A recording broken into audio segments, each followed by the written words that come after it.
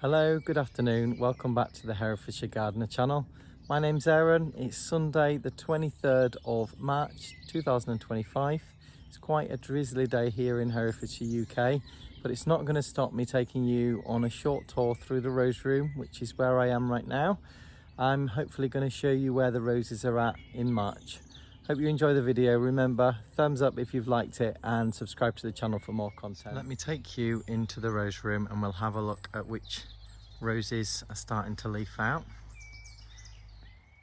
So this room's lined by beech hedging, and you can see my supports, which are now complete, and my rose support rings. I'll talk to you about those in a second, and the crown and glory in the middle, which is my rose cage. I'll talk you through who's around that in a second also, but I think we'll probably start in this section.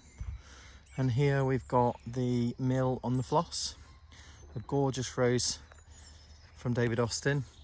I'm not going to do any reviews in this video, I'm just going to keep it short and sweet, but I just want to show you how I'm growing mine.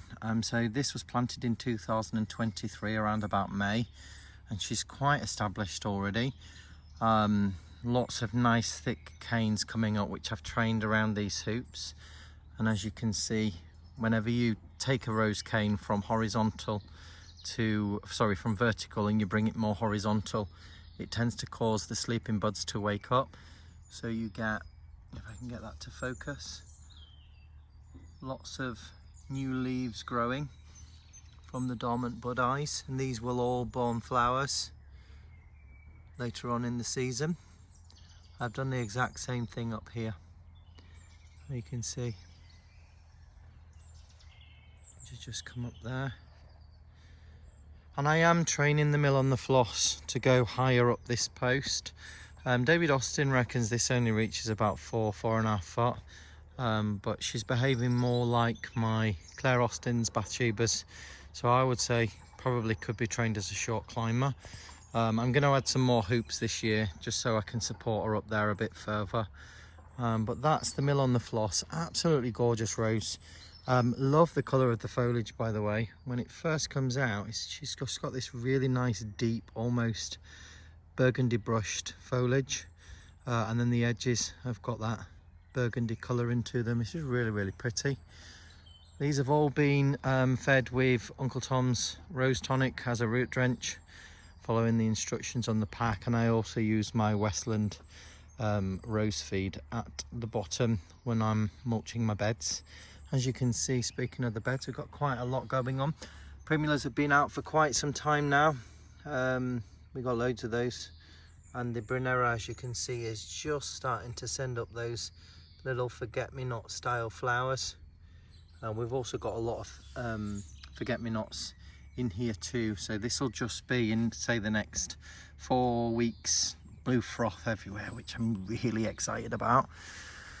And then there's a clematis in there. Can't remember who that is, but I'm sure it's a nice one.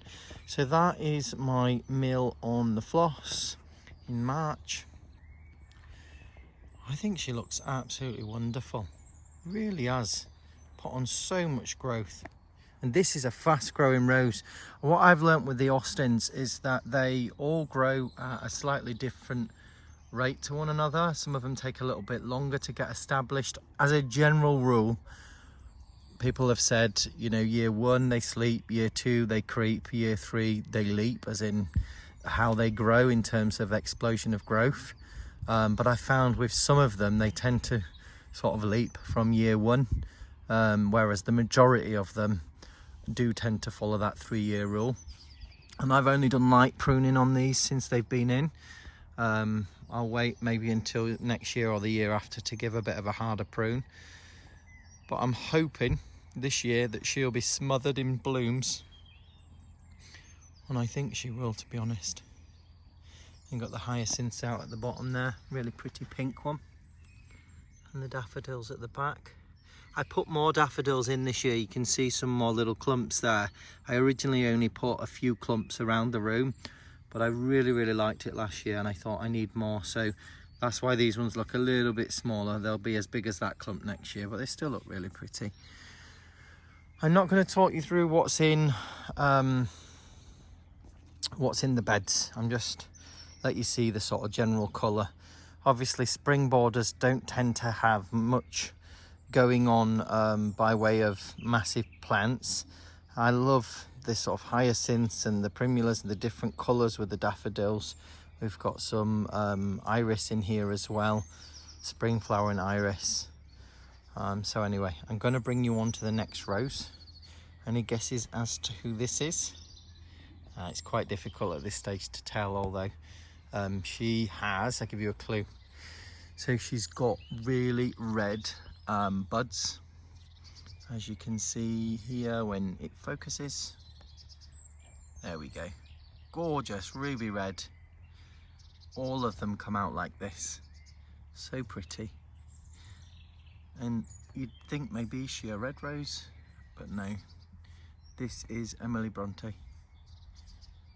I love her buds. I think they look so neat. I say buds. These are sort of leaf buds, not flower buds. And she's put on so much growth. She's another one, just like the Mill on the Floss. Look at all those canes. I think there's like 1, 2, 3, 4, 5, 6, at least 7 fat main stem canes. And I prune my roses so they have a nice open centre. So if you come over the top of this ring, you can see hollow in the middle, just allows them to dry out. And then I bring my canes outwards, and that's what I love about these willow hoops, is I can actually pull the canes in that direction. And once they've been held in that position for one season, even without the rings, they'd retain the shape because the stems go hard. So it means I can cheat a little bit. If I have, for example, these two canes and they were crossing each other, they could rub together. So the general rule when you don't have a support structure around your roses is sacrifice one of them so that they don't rub and damage each other. But when you've got rings like this, or you have, I don't know, peony stakes, bamboo canes, if you have a cage of your own, you can actually pull them apart so they don't rub, and then you get to keep all of this and all of this, which means more flowers. Rain's starting to pick up a little bit now. Apparently we're only getting light showers today, so, and it's actually relatively warm out for March. So that's Emily Bronte, and again, she's another one, as far as I can remember, is only meant to grow to about 4 foot, but she'll climb. She'll easily be, I reckon, about 5, 5.5, 6 foot this year. So I'll be putting another ring on there and getting her to go a bit higher. I'm also going to get her to go over in that direction, so when you come down the main aisle, she pokes her head out there too. But absolutely gorgeous, healthy foliage. Look at that. So pretty. I hope these videos also help as well. If anybody's got any roses that are just coming into bud and you're not sure what rose you've got, you know, having a look at this, you can compare. It's very difficult with roses when they first come out to know who it is that you've got. For example, if you've moved into a property and there's definitely David Austin roses there, like I did with this one, but luckily the previous owners give us a nice list and a map of the garden, so they helped me to understand where some of the older, more mature roses are. I've got quite a lot of beautiful retired varieties in this garden, so I'm very lucky. So that's Emily Bronte. Just bringing you down. In the corner here, we've got Gabrielle Oak. A bit of a story with this one. So I originally put this, before I started this rose room, in a different part of the garden in 2023, and I really didn't like where I put it. So I dug him up and brought him in here, and he really didn't like it. I think because it was probably early summer, even though I kept him well watered, I think I just disturbed the roots, planting, digging up. And I think he just suffered a little bit in the first year, but last year put on a lot of lovely new canes. You can see them all there. There's a big one that goes all the way up the back there, which I'm going to try and train higher. With these large posts that I've got, any rose that I can train to be a bit more of a climber, I will. And there's another one behind me coming up, which again, is only meant to grow about 4.5 foot, and when you see what's behind me, you'll understand what I mean. So Gabrielle Oak, gorgeous dark stems. I have to just keep clicking this to try and get it to focus. Small spines, quite dark leaves when they first come out, but still really pretty. If you're wondering what all that green material is on the bottom, it's lupin leaves. So we have a lot of lupins on this property, and they just grow like weeds here. They grow so big and they can get a bit bossy in these beds and start crowding things out. So what I've done this year is I've just knocked the leaves back in the hope that it might just reduce their vigor a little bit and stop them being as bossy. I want the flowers still, but it's an experiment, and I'll see what happens and maybe do an update video on that later in the year. But this Gabrielle Oak, so as you can see, main canes, as mentioned, 1, 2, 3, 4, 5, 6, 7, 8. One of the canes last year grew quite low, and it went all the way across in that direction. So I did this thing where you peg the canes. So that's where you lie them flat on the ground, and yeah, basically you just use a tent peg or a pin, hairpin, a bobby pin will do. Don't strangle the stem, just loosely push it into the ground. And then hopefully what will happen is it will root, and from that you've got one, let's see if I can get that zoomed in, one stem there, another one behind it, another one there, and then one at the back. So out of that one stem I've got 4 main stems coming out, and that'll just give me some foliage of Gabrielle Oak on this side. So that's quite exciting. Not as far on as, say, Mill on the Floss. Again, they all wake up at different times. But that's Gabrielle Oak. All of them are paired with Clematis at the back. And you can see, I never actually shown you. I think this is Clematis Josephine with Emily Bronte. But you can see there, she's putting on absolutely loads of new shoots. And I've been really clever this year because I've got my rabbit guards, which is just simple bamboo sticks and a bit of plastic mesh, because the little buggers last year destroyed my Clematis. They just annihilated them in the spring, which was really sad to see. So this year, fingers crossed, they're back off, but we'll see. So far, touch wood, so good. So I've got them on, all of them, and some of the roses. My Astacia Vi, which is over in that direction, got really nibbled last year. Where are we? So this is Desdemona. Looks a lot smaller, all planted in the same year, but this just gives you an idea. This one's clearly taking a bit longer for me here in Herefordshire, UK, to establish, but it was beautiful. First year that I planted Desdemona, we had lots of flowers. It was quite low down there. It was really low, lower than the first hoop, in fact, but the flowers were absolutely beautiful and smelled amazing. But you can see we have only very lightly pruned, and we're already at 2nd ring, so we'll probably make it up to the 3rd ring this year. But I think, you know, this year or next year could be the year for Desdemona in terms of sleeping, creeping and leaping. Definitely doing a lot better though. I was a bit worried about this one when I put it in first, especially last year, because I thought, oh, it's had over 12 months, it should do quite well, but it was just quite slow to get started, but looking a lot better this year. Beautiful leaves. Again, that red undertone. Not very spiky either, not many thorns. I love this rose, it smells amazing. And actually this is Clematis Josephine, so that one on Emily can't be Josephine, it must be something else. I think the label is on it, but we'll save that for another day. So that one is Desdemona, and then this one I am super pleased with. So this is Gentle Hermione. This is such an amazing rose. It reminds me very much of Sharifa Asma, who I have over in my kitchen garden. I'm going to do another update video and just show you some of my rose cuttings. and some of the roses over there, so stay tuned for that. But this is Gentle Hermione. This is such an amazing rose. It reminds me very much of Sharifa Asma, who I have over in my kitchen garden. I'm going to do another update video and just show you some of my rose cuttings and some of the roses over there, so stay tuned for that. But this is Gentle Hermione. This is such an amazing rose. It reminds me very much of Sharifa Asma, who I have over in my kitchen garden. I'm going to do another update video and just show you some of my rose cuttings and some of the roses over there, so stay tuned for that. But this rose just smells amazing, looks incredible. Soft pearlescent pinks with a darker pink in there as well. Beautiful. Again, planted and was just a little tiny shrub. I'll see if I can get some pictures maybe and put them in on top of this video so you can get an idea of where we've gone in the last 2 years. But last year threw up some serious canes. You can see here down from the base we've got 1, 2, 3, 4 just off of that section. We've got a massive basil cane at the bottom there that came out last year, and I'm going to show you where that goes in a second.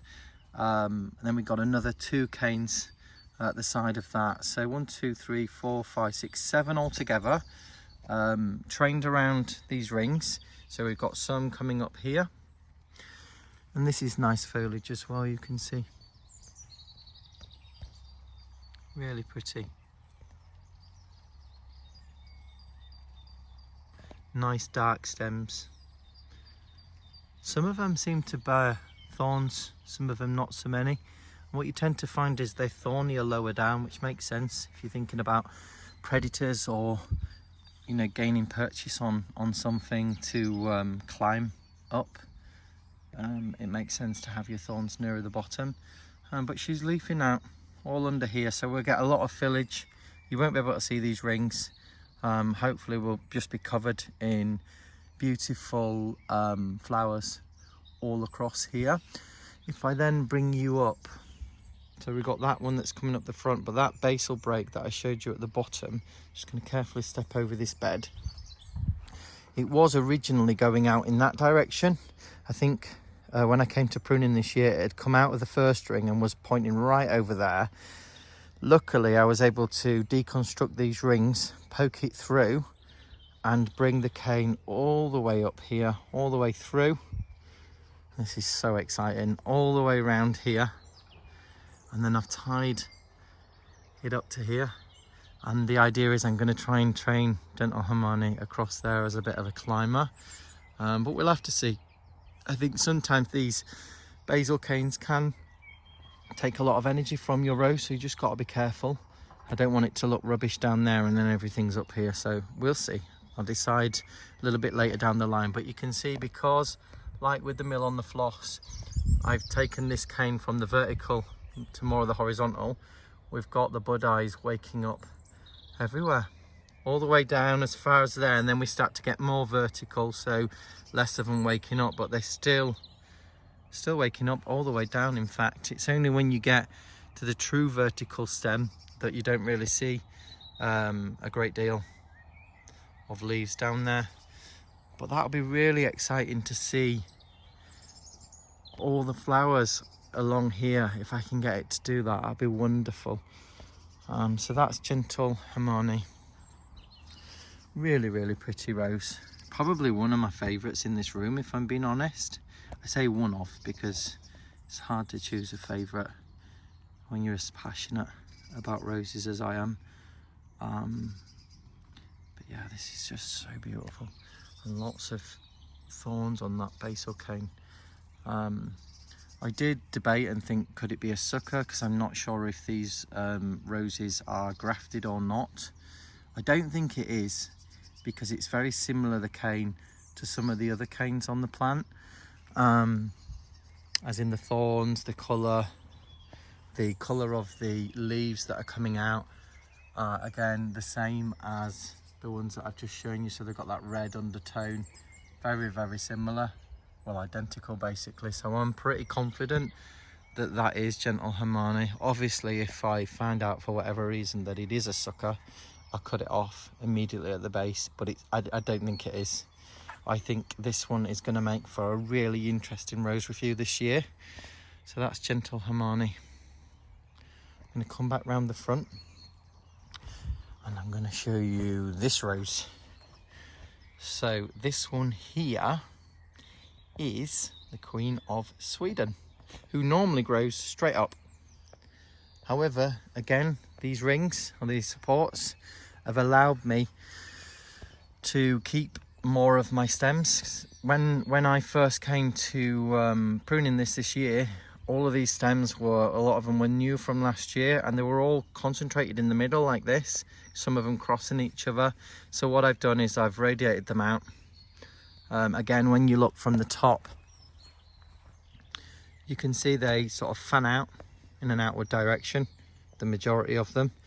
So it gives us a nice open center. I'm just going to make sure we ain't got any rain on the screen. And she is beautiful. Honestly, this is an incredible rose. Another beautiful one. It tends to grow straight up. Some lovely healthy foliage there.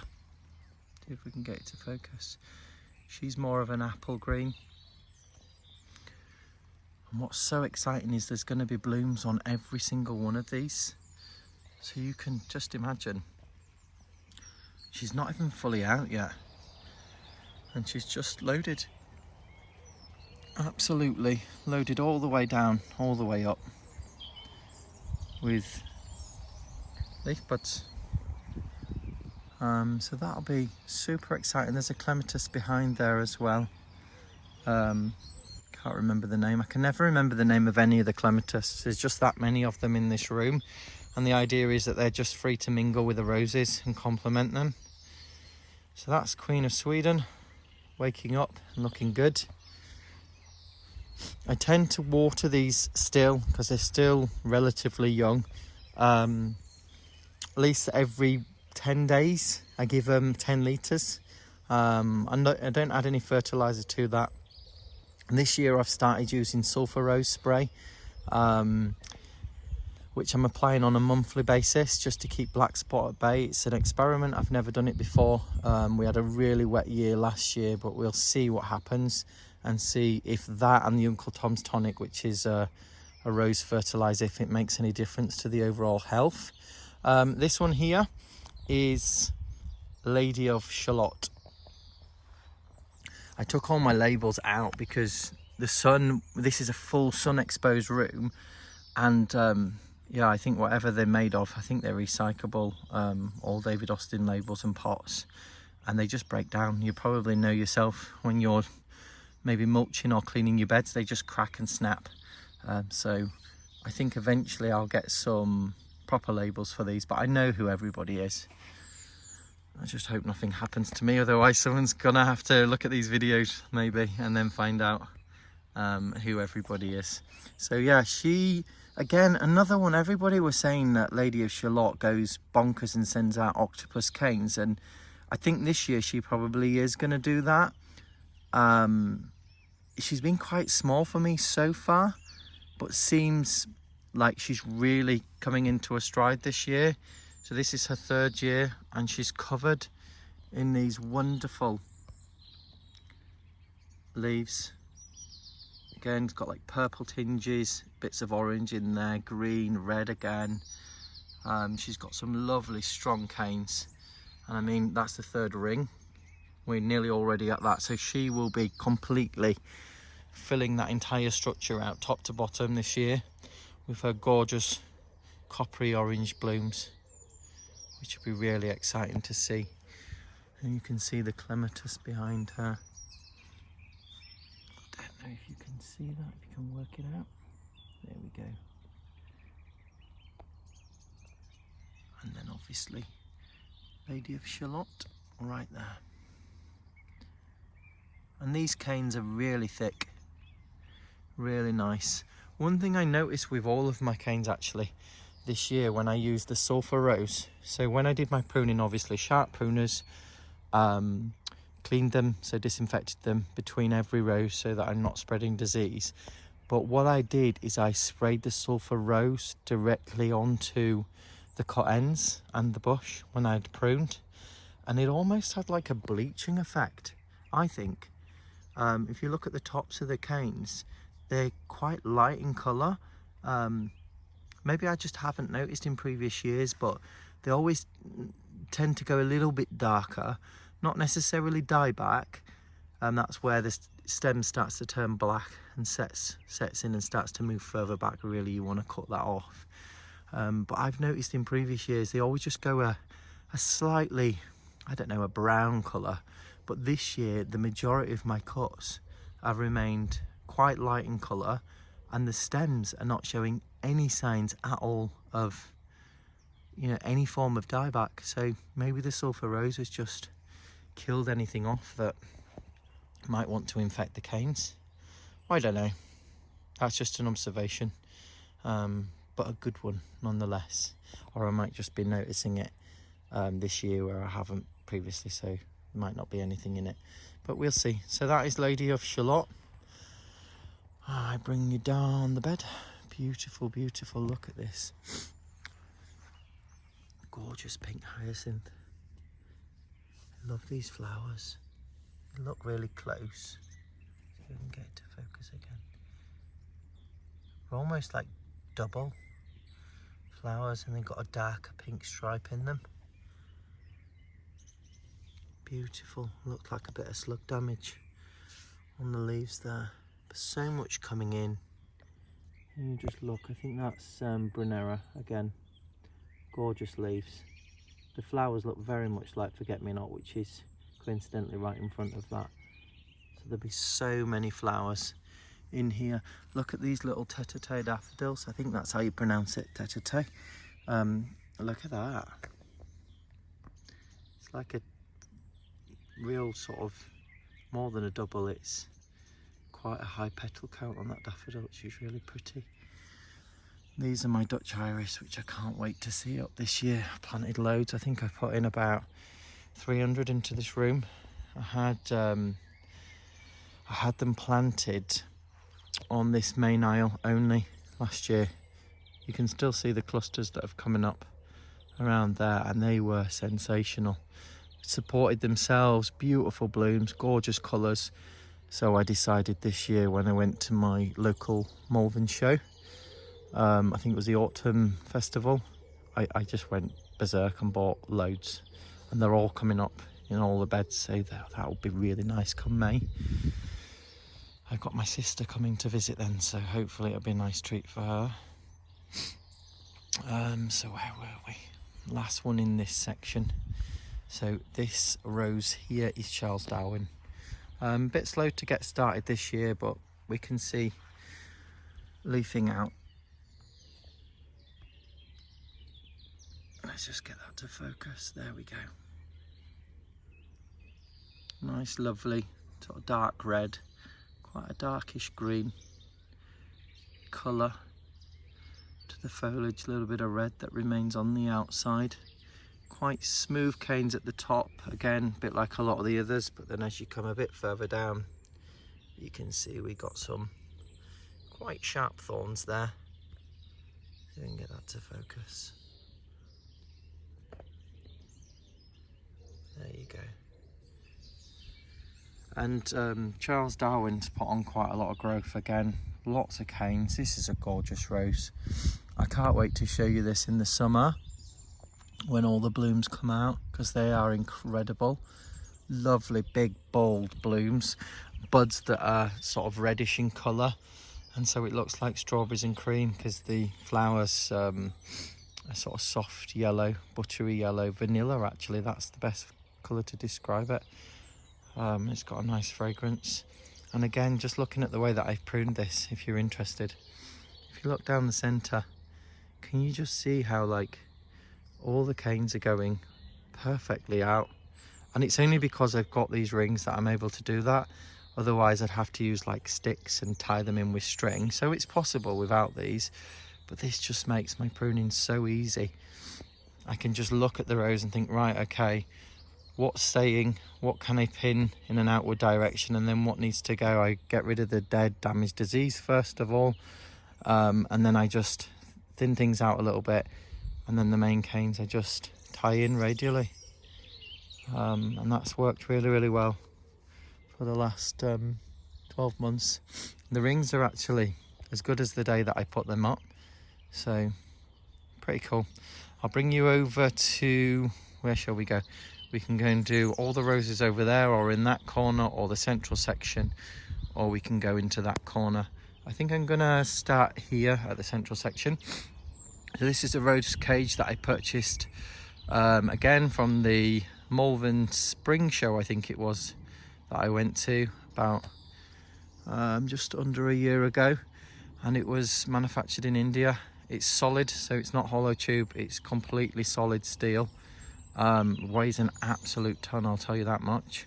I think I got a video of me popping it up on my Instagram, on my YouTube channel. But it's really nice. It came with cushion covers as well, which obviously are in storage at the minute until we get some better weather.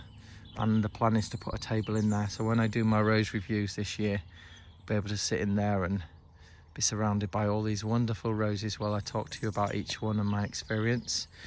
So who is in here? What I wanted to do is have roses growing up over this, and I've been wanting Wollerton Old Hall for ages. Read loads of good reviews about that rose, and I don't have it, so I've planted one Wollerton Old Hall here, and then at the other side one Wollerton Old Hall there, and the idea is they'll grow up over this and sort of fan out, cover the top, which will be really exciting.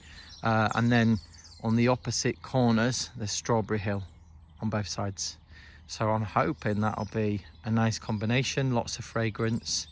We will see. Apparently they do take a little bit of time to get established, and they only went in last year when I built this and dug this bed around here. Interestingly about this bed, I'd be appreciative of your opinion.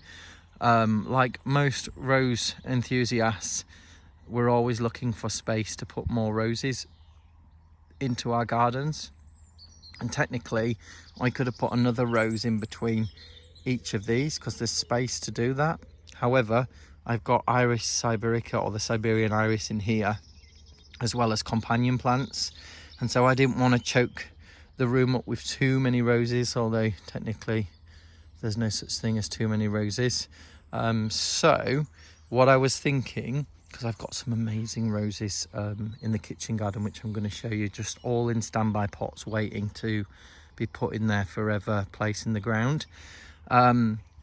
Because of the way this room is, how you got the four corners, the central aisles, and now this rose cage in the middle, I was thinking of maybe extending these, this circle where the arch is, bringing that bed out almost like a figure of 8 around there, just to create a block between this quadrant and that quadrant, so you can't walk straight across, but instead you've got to walk through a gap that takes you then around and then into that. And I could easily get like another 5 or 6 roses and maybe a climber in the middle, and I could do the same on the other side. So it'd almost be like a bow tie sort of shape. Not quite that shape because it'd be a rounded bed, but you get the idea. And then I can get more in, and I think that'd look amazing. As I said, I've got like Sharifa Asma, who I want to put in here. I've got Graham Thomas, Charles Austin, Pat Austin, Munstead Wood. I've got Spirit of Freedom, some really nice retired varieties. I've got Jeff Hamilton, Teasing Georgia, Crown Princess Margarita, and I want them in this room. So I've just got to think of a way and be a bit inventive. I don't want to overkill it. I really like it the way it is at the minute. So it's an idea in my head at the minute. We'll see. Anyway, just bringing you back to this bed. So that is Wollerton Old Hall, which is leafing out lovely. And again, I've had to put this barrier around because this is super exposed to rabbits. We don't have a tremendous amount of them here, but there are enough of them that, I don't know, the previous years it's only been the occasional nibble, but I don't want any damage to my roses. I put that much time and effort into them. So I've got this temporary barrier in place, and I've put a little bit under the cage where it's open, just so that they don't outsmart me and come through the back. It'll only be here until these roses become a bit more established, a bit thicker, because the rabbits don't tend to bother at that point. But yeah, sort of generic leaves really. I wouldn't be able to tell you that this was Wollerton Old Hall. I don't think there's anything particularly standoutish on it. A little bit of dieback on that cane, as you can see just there, and I'll probably deal with that either this year or a little bit later on in the season.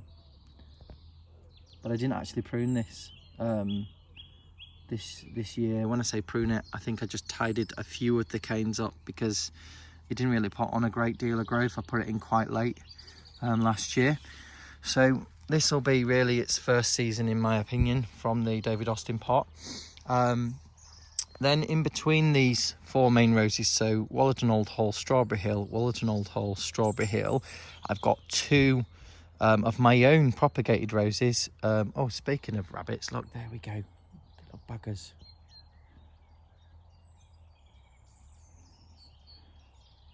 What is he eating?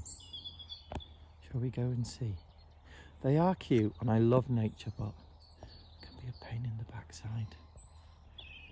They don't even seem that deterred by us being here. Probably because I'm providing them with a banquet of plants to eat. I wonder what he's actually doing. Geraniums. There it goes. Under the fence, through the gap. That, by the way, is the new alpaca paddocks. I'll just zoom back out. Which have been underway since last August. We've been clearing large sections of the garden. We've still got paddock 3 to do at the bottom. I'm going to do a tour of that at some point, but we've just had the barn completed, which looks absolutely incredible in my opinion. I love the way our willow tree hangs over the fence as well. As you can see, there's a lot of soil where we've reseeded the grass and just filled in a few divots. But I'll give you a little sneak peek of the barn.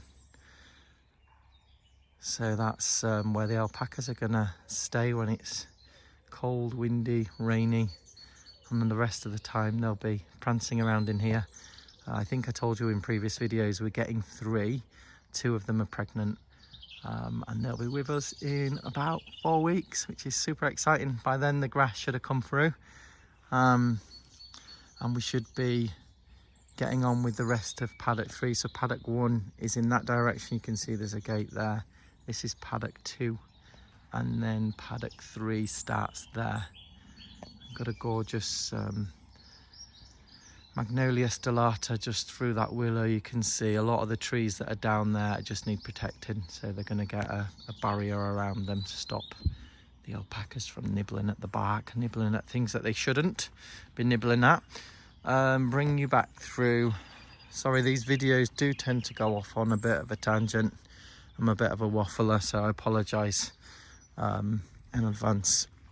So where were I was telling you about these propagated roses of my own. So when we moved into this property a few years ago, we had a rose on the driveway, which is Heritage by David Austin, retired variety. Beautiful, beautiful rose. Honestly, it's incredible.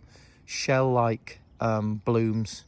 They just, I've said it before, they just glow in the sunlight. The petals are just so equally spaced that they just absorb and then emit this beautiful light, and the fragrance is, wow, knockout. It's wonderful. I love this rose, so I was really pleased to be able to propagate it, and I think I made about 11 successful cuttings, 6 of which are around here, and that is a shrub rose, so it will only grow roughly maybe slightly higher than that backrest. So that'll be perfect height when you sat there leaning over, and they're doing really well. I took the cuttings in June 2023, and as you can see, we've got 1, 2, 3, 4 canes on this one. I don't even know where the original cutting is. It might be a little bit deeper in that mulch, but yeah, this is probably not the best one out of all of them, but it's doing fine. And I'm pretty sure that that's going to fill out this year, so it'll be interesting to show you that. As you can see, we've got the Dutch Iris that I said, and we've got alliums all around here, so this is going to be a lovely scene in months to come.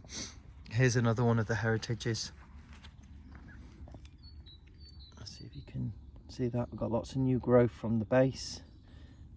Another new cane coming up from the bottom. These are all own roots, obviously, because I propagated them. So anything that's coming up from the base, like all of this, this is definitely Heritage. So I'm not to worry about that. Look at that beautiful Muscari, grape hyacinth in that pot. Isn't that beautiful? Absolutely gorgeous. I only put that pot there to block that entrance so the rabbits couldn't get through, because they would have a field day in here gobbling these new roses and then we would fall out.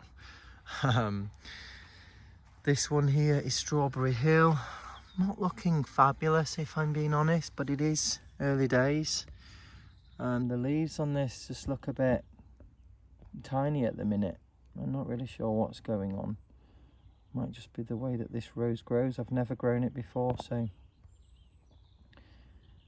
I'm just gonna, we've got healthy canes, lots of canes in fact, and lots of new growth. But we'll see, we'll keep an eye. Apparently she's another one that's slow to get started, so we just see, we wait and see.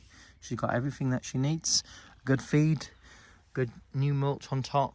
I don't tend to put bark around my roses, as you can see in this video, but that's the birds, the blackbirds. When they go through, they looking for worms and things, they just flick all this everywhere, and unfortunately it ends up under the roses. I don't purposely mulch with the bark around them if I can avoid it, but they're fine. I don't think it's going to do much damage. So between that Strawberry Hill and the next Wallerton Hall, again there's another heritage just down there. Again, got quite a few canes, one just there, 2, 3, 4, 5. I think it's going to be quite a full shrub this year. Another one down here. This one I definitely remember before I put this guard up. The rabbits did munch this one, but it's come back. There's 2 canes there, one down here by my finger and one just there. I think there's only 2, but that should do really well. And then of course we've got Wallerton Old Hall, which is about the same stage as the one opposite. Looking really good. If I ever find out like this, branches, part of the mulch, I'll just take it off. They've had a really good clean out as well, all of these beds. There's no old rose leaves in sight. I've removed every single old rose leaf off of the roses when I was pruning, just to get rid of the black spot spores, and I've cleaned up the ground as well. So yeah, basically it's just hygiene, keeping it clean, and hoping that we won't see as much black spot this year. I don't think you can ever eliminate it. This is another heritage. Absolutely love this rose. I can't wait to see her in action in this space. I think it's going to be just magical. And look there, been treated to a new stem from below ground, which is probably coming off of this cane. Beautiful. And then this heritage seems to be the one that's doing the best so far in terms of what we've got going on. We've got 1, 2, 3, 4 canes. That one's the newest one coming up from the base. It's just so nice when you see new stems emerging from something that you've taken a cutting of and it's clearly thriving. And when I seen these in flower for the first time last year, bearing in mind I took them in June 2023, so they'd had a year from propagating, the flowers were, oh, it's just amazing. They did so well, I couldn't believe it. So that's heritage. And then we've got Strawberry Hill again, which to be honest looks the same as the one opposite. Things like this sphagnum moss, which is blown in on the wind. I don't want that growing around the base, so just move that. It's got a nice dark glossy green leaf, this rose. That's not a rose stem, or it might be. No, it is. That looks like dieback. On that it is actually. But we've got plenty of healthy canes there and some new growth coming out of the base. So we just have to wait and see how she performs. I'm pretty sure they're going to do well. We're on perfect rose soil here. It's a clay soil, same as that at the Shropshire David Austin Gardens. So quite lucky. So that's the rose cage. Let me know on your thoughts regarding extending the bed. So you kind of, a bit like where it's coming out there, it'd extend out in a circle and then it'd join back on and it'd do the same on this side. So it'd create a walkway around and then into there, or in through there, or around here, wherever you want to go. I think that would just add an extra dimension to the room. I am getting some new benches for up there, and I'm thinking of getting some nice big planters, and again putting 4 more roses, fragrant ones, either side, so we can sit up there and see the rose room from a different angle. It's getting a bit cold now. I'm just going to bring you round to this section. So this here is Princess Anne, and this is probably one of the first roses to flower in this room. She's very, very thorny, but she's beautiful, and she works incredibly hard at giving me lots of blooms. As you can see, nice thick canes. She established herself pretty quick as well. I think in 2023 she'd grown these main canes that you can see, the 4 main ones, north, east, south and west, and from that she's just, look at all the buds on that. That's insane. Absolutely loaded. She's going to be smothered in blooms this year. This is the best that I've seen her, and she looks so healthy. Lovely strong fat canes. Look at that. I think we've pruned down to the second ring. The majority of them are down to just past the first. I think that she will fill all of this out this year, which will be exciting. And she's got quite a light leaf as Princess Anne. You look there. Very much sort of golden delicious apple colour. Not as much red in her buds as they open. I'll get a close up of this one. Oh. Maybe if I put my hand behind. There we go. Really pretty. Nice fat leaf buds. So that is Princess Anne. I cannot wait to show you guys these roses. I know at this time of the year, if you're new to roses, they don't look like much is going on, but when you see them in the next few months, just how much they fill out and how much flowers you get bloom wise and fragrance, when you know, you know. And it's just, it hooks you completely into just adoring roses and what they do for you. Just so nice. Look at this hyacinth. I love these ones. Very fragrant. Gorgeous sort of violet colour. And on a nice sunny day, because we've got quite a few in this room, they do really perfume the air, which is so nice. Next rose, this is Astesia Vi. This is the rose that the rabbits nibbled last year. Beautiful rose, gorgeous fragrance, reminds me of sherbet lemon. It's a really sweet fragrance, very strong. One of those roses that you just keep coming back to smell because it's addictive. So I've just used the bamboo again, and I got the plastic mesh roll and just cut it to size, and then made like these little rabbit barriers, I guess. And so far, touch wood, so good. We've got quite a lot of buds coming out on Astesia Vi this year. I'm going to try and train this rose more into this structure. We've got a lot going on at the back there as well, and over that side, so we should get some nice fill this year on this rose. I tend to find what the rabbits do is they nibble off when they're at this stage. This is what they did last year, and they just bit the heads off of all of these, so it just left a naffy little bit at the bottom. Very painful to find, but it grows back. And they also tend to nibble off any new basil canes at the bottom, which was super annoying also.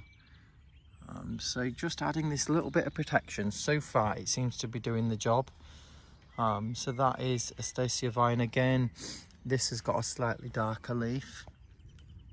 If you look just there, lots of red at the start on this one, and then we sort of come into this mid-green tone, and then it darkens up. These are still quite young leaves. I'll be doing a full review on all of these roses this year, so I'll include some of this footage as well from the spring, just so you can get a bit of a time lapse of how they've come on. And those videos will be a lot shorter and focus on one rose at a time. I know these videos are quite long, but if you're like me, you enjoy just having a little nosy around people's gardens, then hopefully you're enjoying this video. This is Princess Alexandra of Kent. So this rose again has got 4 nice main canes on it. As you can see, got some nice strong growth just coming up there. Also up the back, which is split off into 2. We've got another one there, and I think there's a smaller one coming out the front. She's a massive rose. I think she's probably one of the biggest of the Austin blooms that I've got. Real massive heads on the flowers. And again, she comes out quite dark with her foliage, and she comes out lots of reds in there. Hopefully though, she's going to fill out that structure for this year, which I'm excited to see. So just moving on from Princess Alexandra of Kent, I'm going to bring you around to the next rose in this quadrant, and this is James L. Austin. And this one's always done relatively well for me since 2023 when putting him in the ground. But last year sent up some amazing new basil canes, which you can see I've trimmed off just above the second ring and tied in, so he's going out in that direction. I think otherwise that one would have just remained straight up the middle. And we've done the same thing with some of the other canes. And this is a beautiful rose.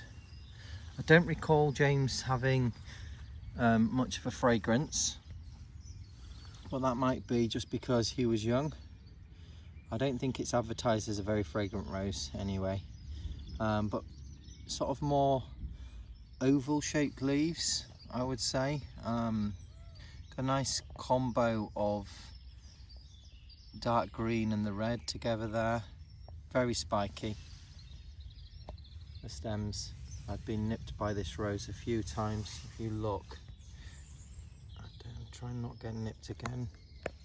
If I can just focus that, there we go. Look, not the biggest of thorns, but very, very spiky.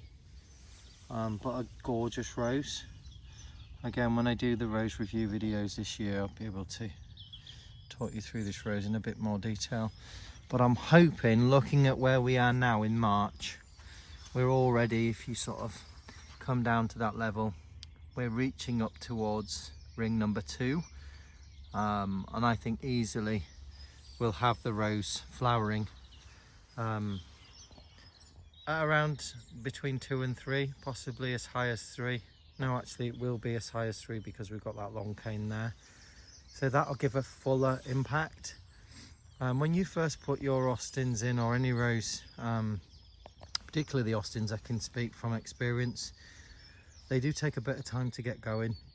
And although I put these structures in last year, the roses did look a little bit lost in there to start off with, but they'll climb and they'll fill out. A lot of the bigger roses filled out so much in this room that you couldn't even see the willow hoop, so that's the hope for all of them. So that's James L. Austin. In the corner here, this is Sceptred Isle. Again, another incredible rose. Fragrance, oh god, it's like nothing. It's just amazing. Lovely strong mouth fragrance, sweet, just delicious.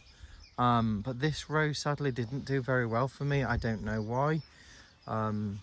In the first year, 23, that I put it in, it had a few flowers on, and I thought, okay, maybe next year, so 2024, I don't know if it was just a wet year that we had, but the stems were just like little tiny twigs. There were flowers, but I just wasn't blown away.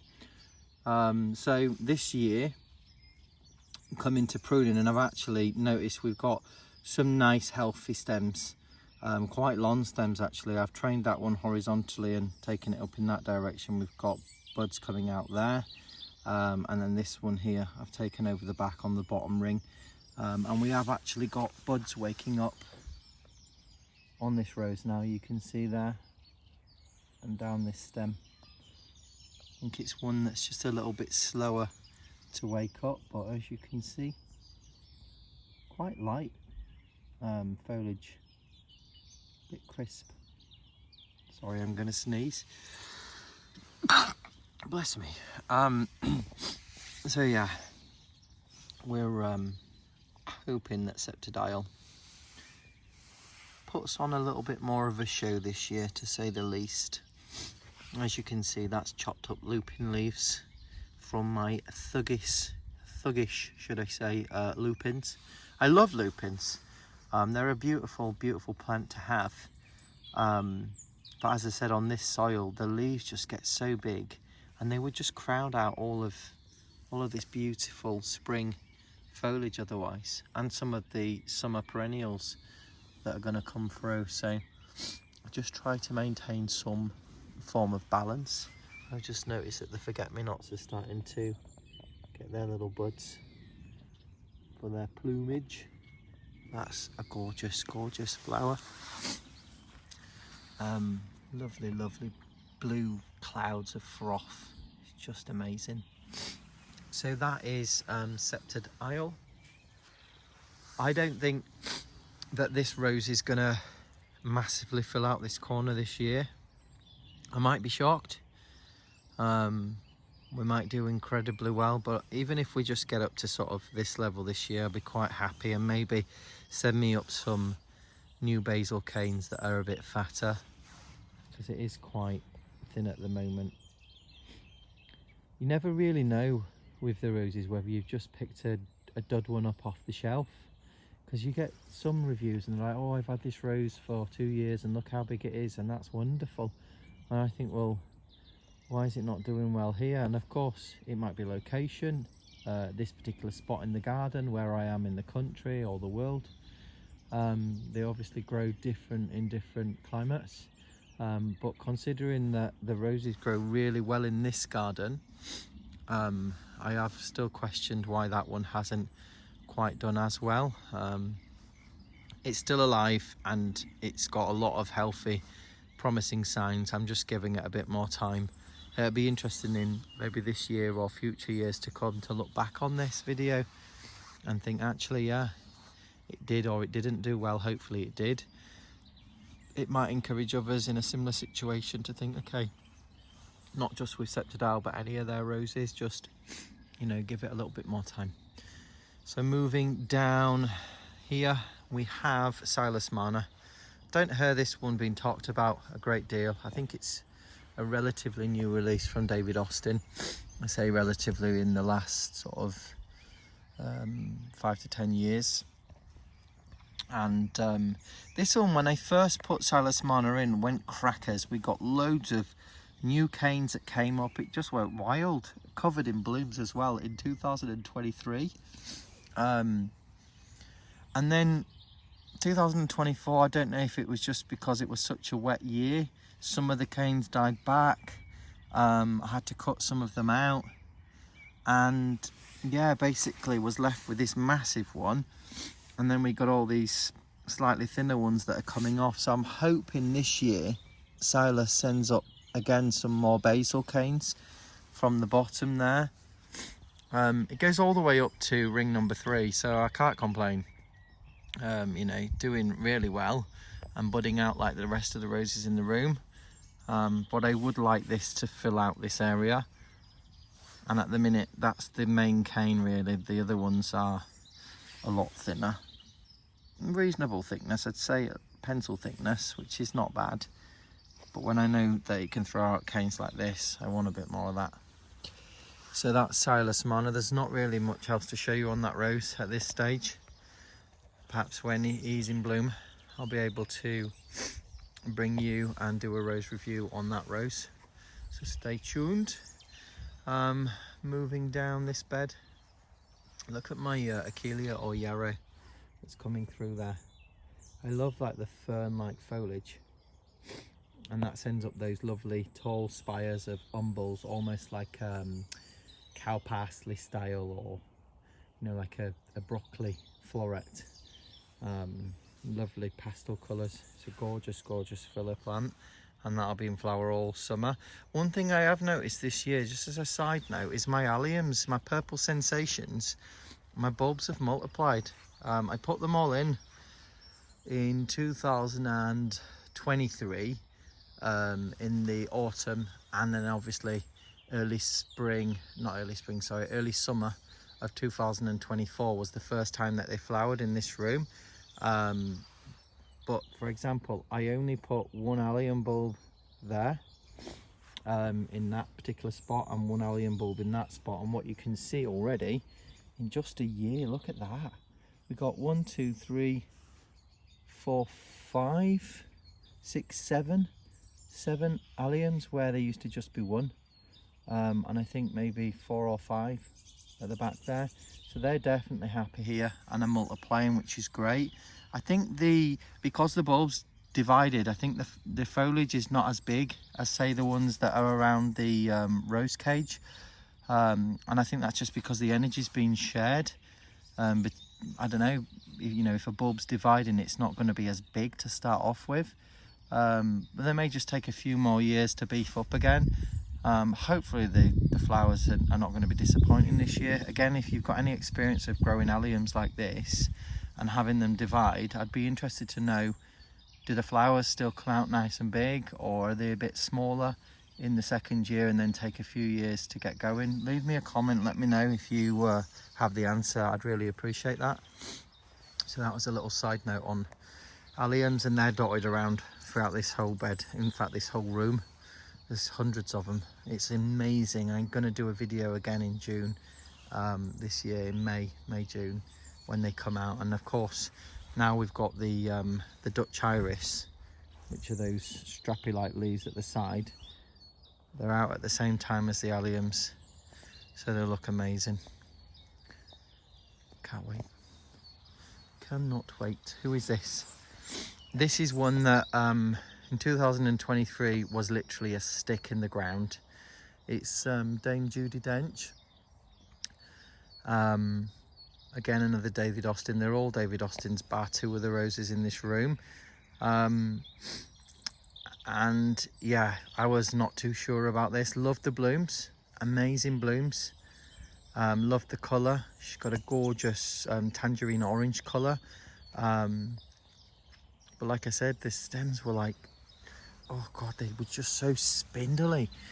Even the thinnest stem on this is fat in comparison to what the stems were like in 2023, and I just thought, this is a really pants rose.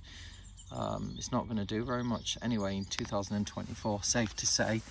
She went bonkers. She sent me up canes all the way that I've been able to train over. She sent me canes up the back, which I've sent over here. Another cane there, which comes up. And then another one at the back there, which I've brought up and around here. And we've just got foliage exploding out of her. She is going to cover all of this year in flowers. A lot of high hopes for her. Just having a look. And of course we've got foliage down lower as well. So I think top to bottom, this year is her year 3. The rose hoops need setting, tightening up a little bit. Some of them, we get the blackbirds flying in here and sometimes landing, and it just twists them a little bit from time to time. But it's nothing that a screwdriver won't sort out if I just tighten it up. In fact, I probably can do that now actually. You just basically lift it a little bit. That's it. And that just resets it. So So that is Dame Judi Dench. Cannot wait to see what she does. Very, very excited. Interestingly, with her, the majority of her canes do have those really, really sharp thorns on. I mean, look how they taper out. It's like a shark fin, but that is needle point at the end. I reckon they're easily 25 millimeters long, and that point itself has got to be 10 millimeters long. And she bites you, really does bite, and digs deep. Look at you won't want to plant her really somewhere where you've got passing traffic of people. Can't even get her to focus.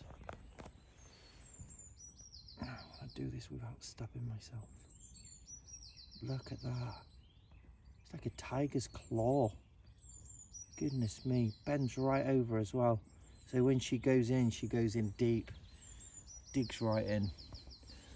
But actually, for a beauty, she's worth getting the occasional bite when you're pruning.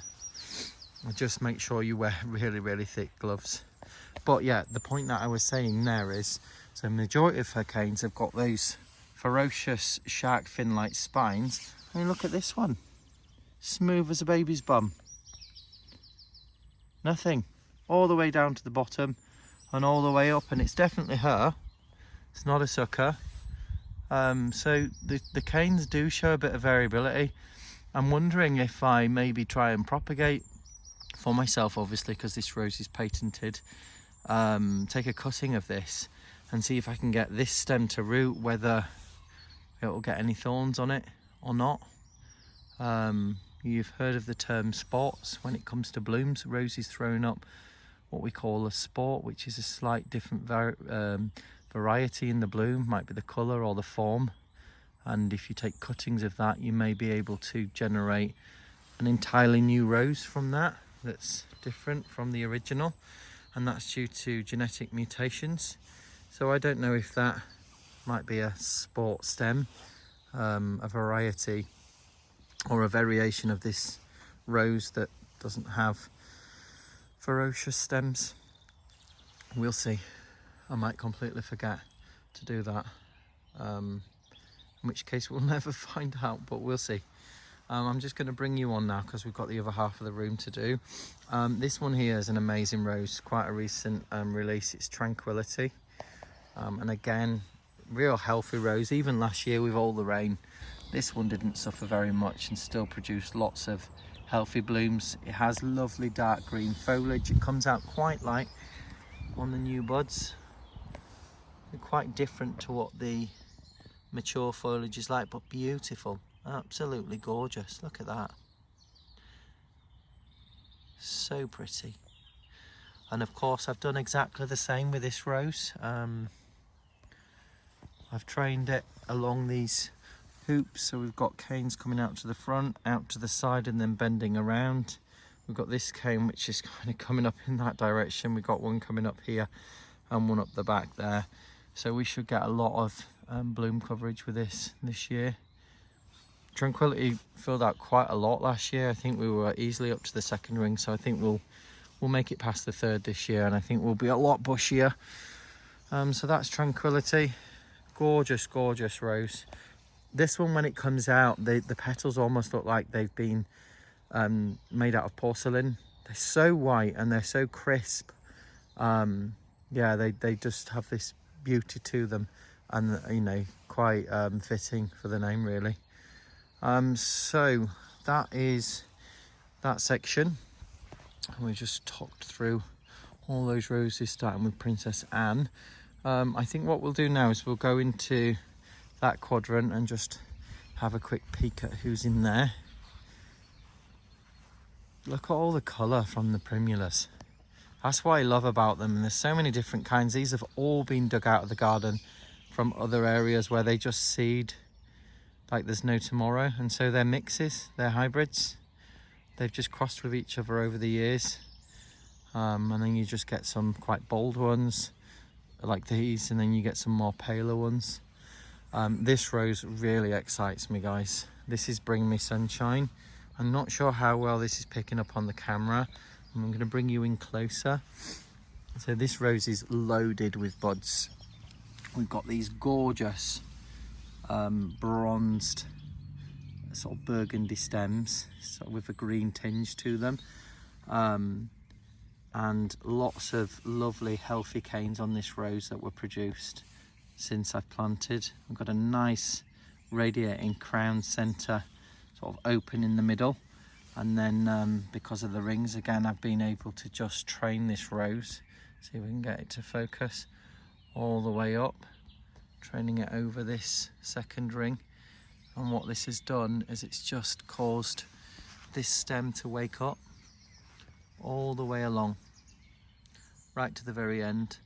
If we count the number of buds on this, there's 1, 2, 3, 4, because there's 3 on that one, 5, 6, 7, 8, 9, 10, 11, 12, 13, 14, 15, 16, 17, 18, 19, 20, 21. That's 21 buds off of just one stem, each which will bear a cluster of Bring Me Sunshine blooms. That's just one stem on this shrub. And there are, how many stems are down there? Let's count them. So there's 1, 2, 3, 4, 5, 6, 7 main stems, and some of those bifurcate or separate into 2. This has performed well from day dot, and I've got high expectations this year that is just going to be a sea of cupped, gorgeous yellow, peachy, orange blossoms, blooms, fragranced. Oh, it's just amazing. Doesn't look like a great deal's going on right now, but trust me, this is one that you don't want to miss when I do the review. I would say the same about all of these roses, to be honest. They look so good in this room when they're out, and there'll be different companion plants. The spring flora will have gone back to sleep, gaining energy for next year, and in their place will be all of the spring summer flowers, which just add a new dimension. We get height, we get mingling with the roses. It's just wonderful. Some of the tulips are starting to come out now as well. I did put a lot of tulips in here last year, not seeing as many of them come back. I think the thing with tulips, unless they're species tulips or they are tried and tested, come back every year tulips, they don't tend to come, in my experience, back as good, but that's fine. There's enough in here anyway. This rose, oh god, this rose is so good, guys. This rose is Boscobel. Again, it's probably one of my faves. It's, I don't know why is it my favourite rose? One of my favourites. It has a really fruity cherry fragrance. I love the massive blooms, many petal blooms. I love the colour. It's almost, it's not quite pink, it's not quite peach. It's somewhere in the middle. It's really, really nice. And the foliage on Boscobel is quite different, actually. If you look, compared to all the other roses that we've seen, this one's almost got like a, I'd say a glauca green colour. It's almost like a bluey green when they come out, and they're really, really matte finish. So there's no sheen really to this petal that I can see. They do look very much matte effect. Don't really bounce much of the light. You can see, look how beautiful they are. Really healthy as well. We've got a few canes on this. We've got one at the bottom there, which is hopefully going to be thrown as a cane out at the bottom. You can see there, I think there's 2 stems coming out of that. And then we've got this one here, which has got leaf buds which are waking up. We've got the main one going up the back, which separates off and gives us more coverage there. And then of course we've got this one here, which is branching out in these directions too. So lots and lots of coverage hopefully from that rose this year, which will be really nice to see. I'm just going to bring you down and over this bed to the next rose. There's 4 down this section, so this half of the rose room is longer than that half by 1 extra rose. Difficult to see when you don't obviously notice that, but there is an extra rose, which I'm not complaining about. It's just more for me. This one here, this one is quite characteristic in terms of when the foliage comes out. See if you can guess who it is first of all. So I'll give you some clues. It's quite a new rose released in the last few years from David Austin. Very dark glossy foliage, you can see when it first comes out. Gorgeous. It's a mixture of sort of reds and glossy greens, and it's loaded, absolutely loaded. Look at this basil cane at the bottom. Don't know how well that's showing. Look at that, beautiful. We did have one there before I put this guard on, and the rabbits ate that one, and they also ate another one which wasn't protected in time. Where is it? See if I can get this camera to focus. There, just there. You can just about make it out, and they just nibble the top off. You see, they just take the top clean off. Now whether that'll send me any more, I don't know. There is another cane breaking at the bottom there as well, coming up. This one just likes to throw basil canes up for the fun of it, which is great. So this is Elizabeth from David Austin. Beautiful, beautiful rose. Blooms very similar to Emily Bronte in my opinion. They look similar in colours. Fragrance is not the same. But she just blooms her heart out, does this rose. She really does. She'll be covered this year. This is the biggest, obviously, I've seen her so far. I think she only made it up to the 2nd ring last year, but that's just gonna be a sea of Elizabeth this year. I might put some more rabbit supports down there just to stop the buggers from munching away. And I know the clematis with this one because it's Prince Charles, which you can see already is going berserk. I love the clematis when they first come up. They look like somebody who's just got up out of bed, if that's the head, stretching their arms out, just yawning. Take on like arms and head and body. Have you ever seen those things that they have at like a car wash where they blow air through it and it sort of fans about? They remind me a bit of those as well. So that is Elizabeth, and yeah, she's an amazing rose. So moving on from Elizabeth, if we come a bit further down to the last rose on this particular bed, this is Harlowcar, and this was rescued out of a bargain bucket.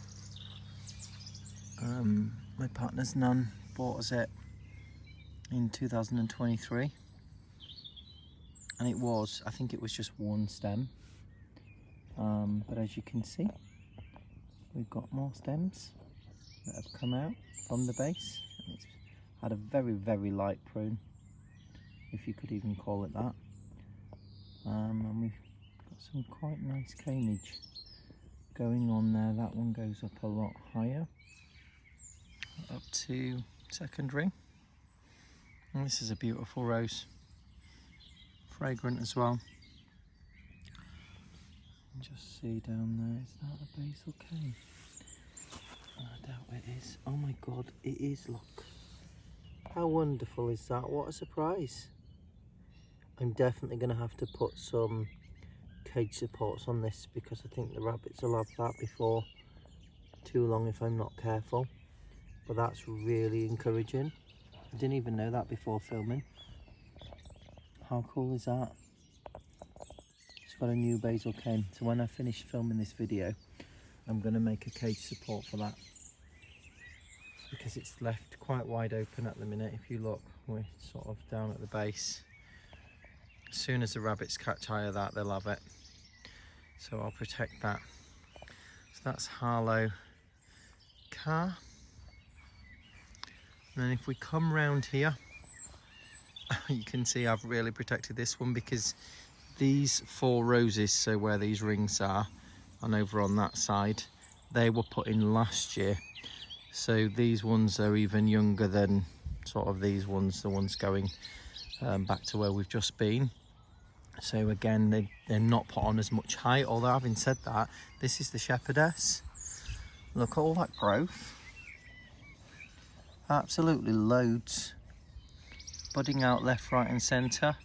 But because she's quite low, I don't want the rabbits just coming up and taking a bite. They can still get in if they really wanted to get at her, but I just find covering the fronts where the blue, where the leaves are, where they're emerging, once they sort of meet this barrier, they tend to just bugger off. So it just offers a little bit of resistance. It's not completely rabbit proof, but it makes me feel a little bit better as well that I'm doing something just to try and preserve them.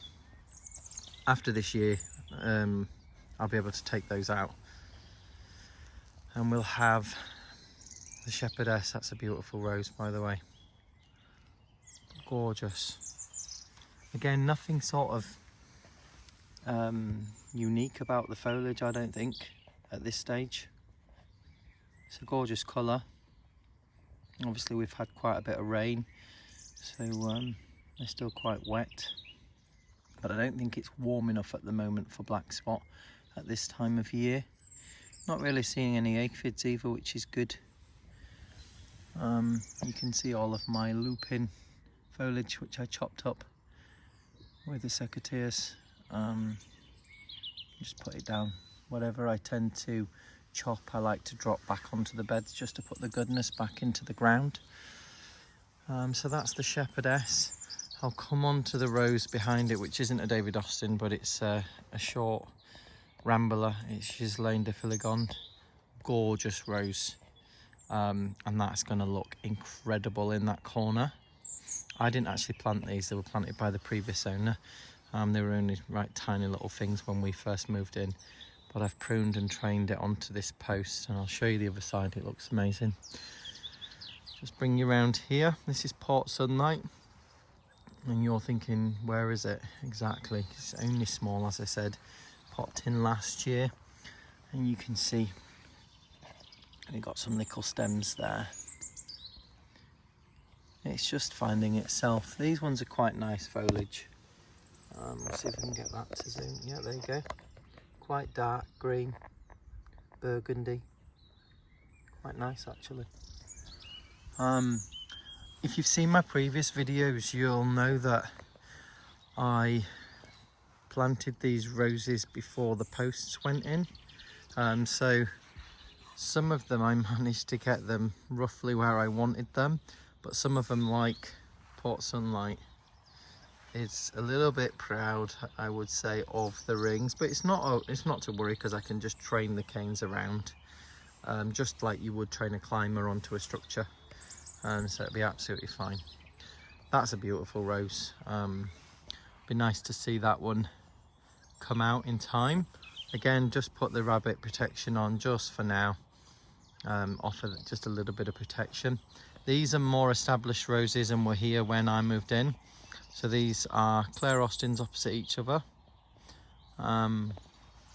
They've got to be about 6-year-old. I mean, the canes on these, if I just give you an idea of the thickness, I mean, that's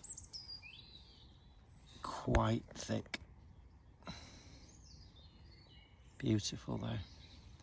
And I will rejuvenate these in years to come, so I will cut out some of the thicker canes, and we'll get some new canes coming up from the base. But she's budding out like she always does, and she's a rose that I'm definitely going to be adding at least one more ring to this height, possibly even 2. I could easily get Claire to go to the top of that post. We'll see. I'm definitely going to add another ring this year though, because even with the 3 rings she was still arching over a little bit last year. But that's Claire. And then we come down here, we've got Bathsheba. This is a stunning rose, easily one of my favourites in the room. And this again is quite a mature shrub. Just canes everywhere. And where do you start? Really fat canes as well, healthy. A lovely new cane that's come up last year. And another one down there. Sends up canes for the fun of it, does this rose. I just love the colour and the fragrance of the blooms. I love the way that the blooms change as they, you know, start as a tightly packed bud and then open into a scroll bud. The colours, it looks like it's being painted delicately by hand. Beautiful. And clearly Bathsheba, I think last year was about up here. I've left some of the longer canes because I'm going to try and get some of them to go up with this clematis, which I think is Blue Angel. So that'll be quite nice to see. Bit slow on the start, Bathsheba, a bit like some of the other roses in the room, just a bit later to wake up. But we're absolutely loaded with bud eyes everywhere. And then some of the higher branches of, look at that, isn't that beautiful? Similar colour to the foliage of Gertrude Jekyll. It's got this almost, I don't know how to describe it, it's like a rouge to the leaves. I wouldn't describe it as red, I'd say rouge. Like a blush red. Beautiful. And there are some strong canes as well around the back, which you can see.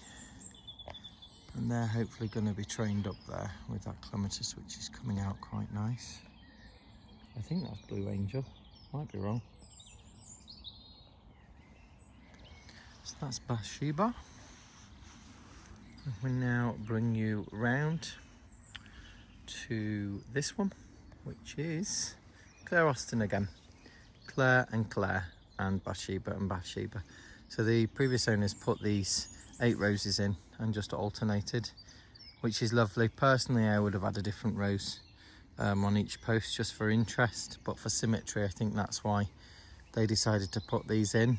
And all of my roses are just what I've added on the posts, etc. That entire section's completely new to mirror this side. There's so many roses in this room. It's nice being able to appreciate them side by side, and I never put similar roses next to each other because I just think you could look from a distance and think they were the same rose. So I try to contrast them as much as I can so that you appreciate there's a different rose next door. Let's go have a look at that one. Some people, if you're doing a border for example, you might want to put similar ones together so that they don't stand out too much and jar the whole look of the border. But I think in a room like this, where the idea with this room is it encourages you to go from rose to rose, to enjoy them, to experience them, to see them up close, to smell them. Yeah, that's the idea. And the foliage on Claire is looking lovely. You can see again, just telling you earlier about horizontal canes. When you bend them, this is what happens. They wake up all the way down until you start getting to the vertical part of the stem, and then they stop. If this was a straight up cane, you'd probably get maybe these 2, possibly 3 right at the top, but none of the others would tend to open. And it's to do with the way that the plant hormones circulate and the sap when you've got canes like this, and it just encourages everything to wake up. Look at that clematis there, it's looking really healthy. Beautiful. Again, these clematis are barely even pruned in this year, just got rid of any old leaves, tied them up a bit. I want them to go up around those posts. They did all right last year, but I think they're going to do better this year. You can see my lupins down there. They were a lot bushier up until recently. You can see that one over there. I've basically just taken the top off. Lots of leaves coming through on the underside. But I just want to try and reduce the vigorous nature of it, because that, when it gets big, it fills out that whole section and spills over onto the lawn. The flower spikes are incredible, and there's so many of them, but we've got quite a few in here. And I was debating this year whether I was going to dig them up, split them, and maybe move them a bit more centrally. But I decided against it, because they are really healthy and they really do like the spot that they're in. So my approach this year is just to knock them back. I might end up doing it again before the flower spikes come up, and hopefully that'll just tame them a little bit. You probably can get miniature varieties out there, but these varieties are beautiful, and I do love the flowers. So let's see what happens with that. So as I mentioned, this is Bathsheba. This one's budding out everywhere. Loads of buds. Try and get it to focus. There we go. Gorgeous. Bit of a slow one to get going. I've just seen a cane that probably does need to come out, because it looks like it's got a bit of dieback on these canes. Doesn't look the healthiest, actually. That is quite an old central cane, and I debated this year whether I was going to cut that off. We'll see what happens this year, whether it survives or not. But to be honest, looking at the health of some of those canes down there, I think we might end up just removing this entire middle section. When I do a bit of tidying later this year, or possibly when I come to do my next spring prune.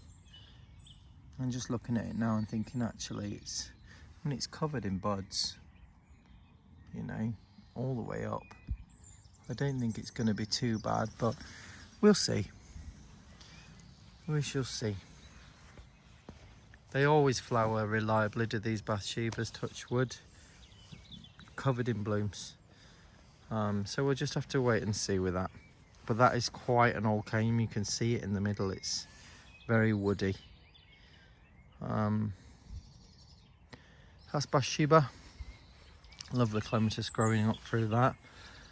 I'm going to whiz past this next four, because it's basically the same roses that we've just covered. So we start with Bathsheba on this side.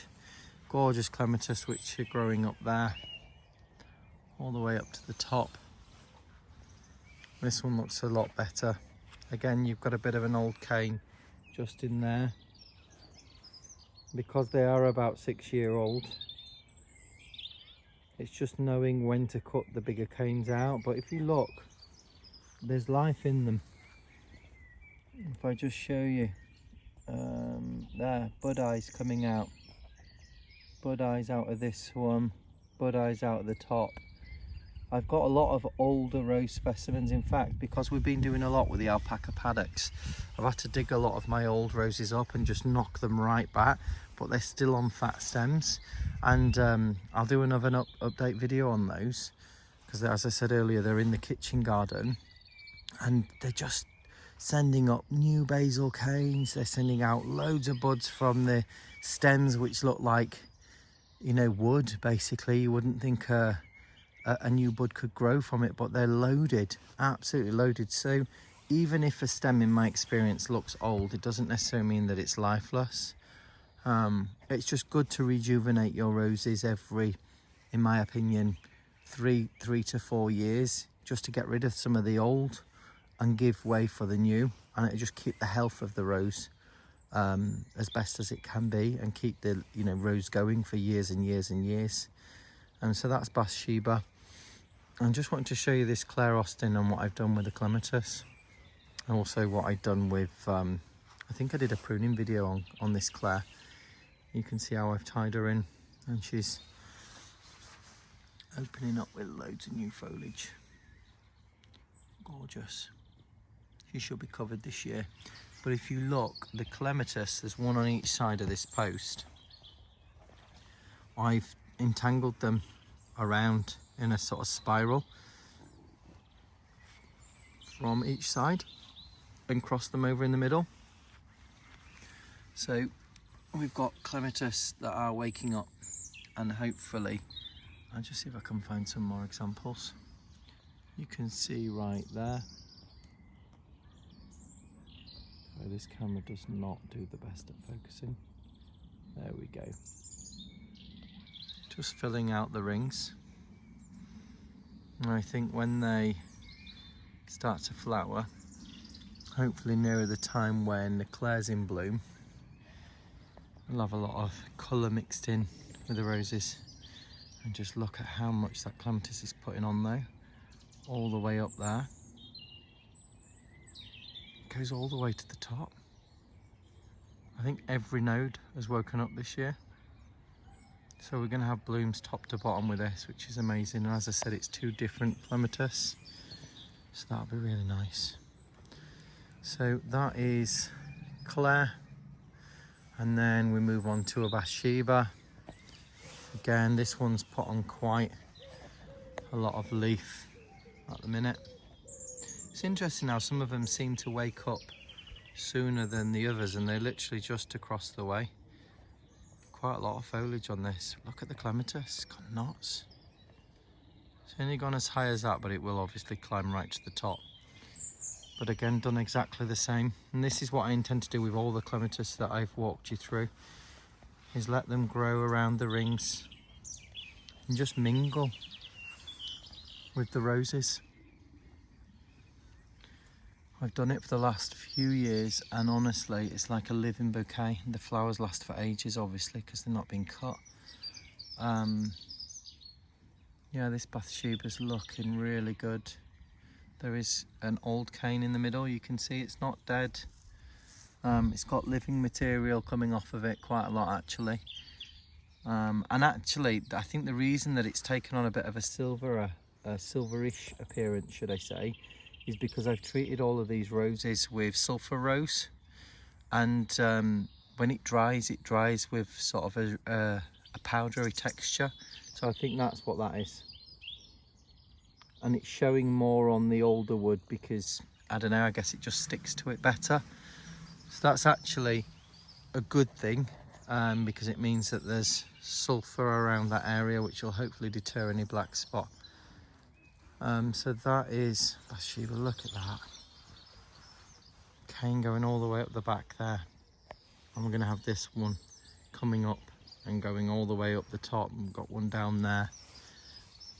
I want a big bushy Bathsheba again here. This one did amazing last year, but I want him to go up the post as well, so that you get that interest at different heights. This one here is Claire again in the corner. And those clematis, they didn't do anything. The one in the pot I thought might have come back this year, but I think we might have to get some more clematis to go in there. I've got loads down the bottom of the garden that I have grown on from supermarket purchase maybe 4 years ago, so they're really well established. Root mass on them would easily fill that pot out, so they're really big clematis. So I'm going to choose, I might put Rebecca in here. She's a lovely red clematis. We'll see. But that's Claire, and she's going to carry on gobbling up that post. Again, more rings for all of these roses on this section. This one here is Wild Eve. Again, like the other 2 roses up there, planted last year with Nye Bevan. So Wild Eve and Nye Bevan, and I've just added that extra rabbit protection just because of the age of the roses, but this one's doing really good. So this is Wild Eve. Again, not one that you hear a great deal about, but it's a beautiful rose. And now I've been looking forward again to doing a rose review on this one. But she's put on loads of canes to say she only put in 2024. I think it must have been I'd say late spring when I popped them in. Beautiful, quite glossy foliage. You can see that. Very different to Boscobel, for example, which had a really matte tone to the leaves.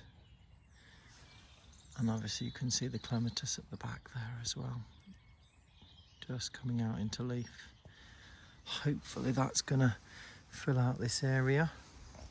Oh, just as a little side note, you know the David Austin tags that you get, I would encourage all of you to take them off before you plant your roses, just because they often, this part of the tag here is pulled through a loop on the tag itself, and then it's secured to the stem that way.